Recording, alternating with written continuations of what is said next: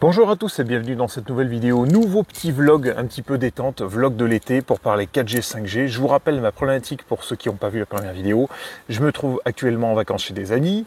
Ils n'ont pas internet, donc le seul moyen pour moi d'avoir internet, c'est d'exploiter le réseau 4G, 5G, réseau mobile, qui est pas forcément très bien desservi là où je me trouve, puisqu'en fait la première antenne relais qui se trouve quelque part derrière moi se situe à environ 1,5 km. Elle a heureusement de la 4G et de la 5G, mais pour avoir de la 4G, 5G au-delà d'un kilomètre, ce que je disais, c'est grosso modo les débits s'effondrent assez vite. Donc j'arrive quand même à avoir des bons débits en download, mais de très mauvais débits en upload. Sauf que je me suis équipé d'un modem ici, modem Koudi 5G, le modèle P5 5G. C'est le tout dernier de la gamme qui supporte du coup la 4G et la 5G. Donc la LTE plus la 5G NR, New Radio. Et j'ai une problématique que je rencontre, c'est quand je upload mes vidéos, typiquement les vidéos que je fais, que je sauvegarde sur un cloud. Excusez-moi, il y a du vent, j'espère, je ne sais pas si on l'entend, j'espère que ça passe bien. Le micro est là, j'espère que ça ne s'entendra pas trop. Ma problématique, elle est simple. Quand j'upload des gros fichiers ou mes vidéos typiquement que je suis en train de tourner, eh ben, ça rame complètement. Je vous montre typiquement ce que j'ai actuellement. Je suis connecté à l'interface du routeur, ici. On voit donc qu'on a un niveau de signal, je suis connecté à la bande 3. Ici, la bande 3, je prends mon anti-sèche, c'est 1800 MHz, c'est la bande primaire. Et il y a d'autres bandes ici. Bande 3 en primaire, bande 7 en secondaire. La bande 7, c'est 2006. La bande 1, également en secondaire, c'est 2100. Et il n'y a pas la bande... Non, bande 3, pardon, j'ai dit 2100. Je m'embrouille, reprenons. Bande 3, c'est 1800. Bande 7, c'est 2006. Et bande 1, c'est 2100. Et il y a également la 5G NR, bande 78 en 3500 MHz. C'est là où on a le plus de bandes passantes. Si on fait un petit test avec Speed Test, là je suis sur le réseau Orange, j'ai mis une carte SIM Soch à l'intérieur. Faisons un test. Vous allez voir qu'on a un bon débit en download. Donc si je veux regarder des vidéos, ça passe globalement bien. Vous voyez, on flirte avec les 100 mégas. Tout à l'heure, je suis même monté à plus de 150. Quand je faisais mes tests, vous voyez, là, on est à 100, 101, 102. Bon, 100 mégas en download. Par contre, en upload, quand je vais vouloir uploader un gros fichier, là, vous allez voir que ça rame complètement. On est vraiment à des débits hyper faibles. Vous voyez, 1 mégabit seconde. Donc, imaginez une vidéo d'1 ou 2 gigas à poster sur YouTube ou un gros fichier à stocker sur un drive avec 1 mégabit par seconde. Il va falloir laisser tourner un petit peu longtemps.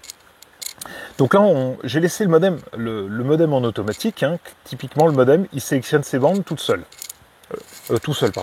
Il choisit, voilà, il agrège les bandes automatiquement. Il choisit une bande primaire et les bandes secondaires. Je vous propose un petit test. Maintenant, je vais vous montrer qu'on peut drastiquement augmenter le débit d'upload.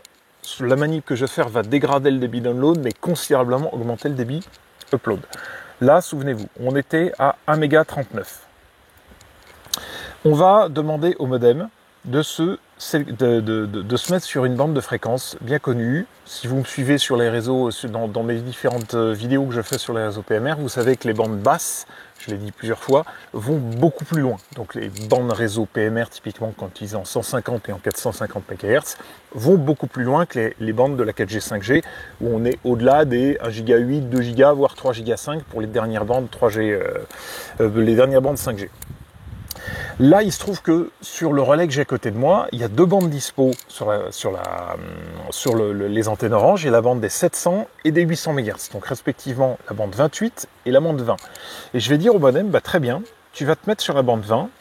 Je sélectionne 20 et 28, je décoche un là, et je vais lui dire, va te mettre sur ces bandes-là. Donc bande 20, c'est 800 MHz, bande 28, c'est 700 MHz. Donc je vais lui dire, prends les deux bandes les plus basses et agrège-les.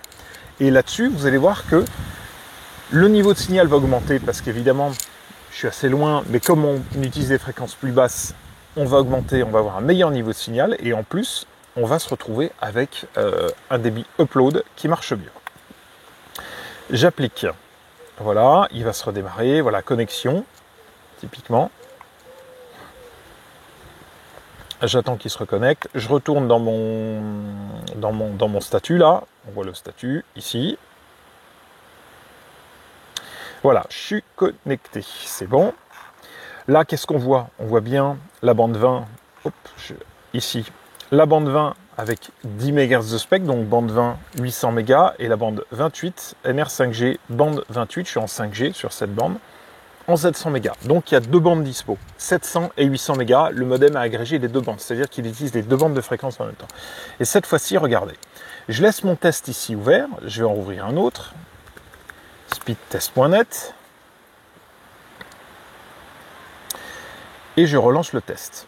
Hop, on va les mettre à côté. Et là, vous allez voir que c'est magique.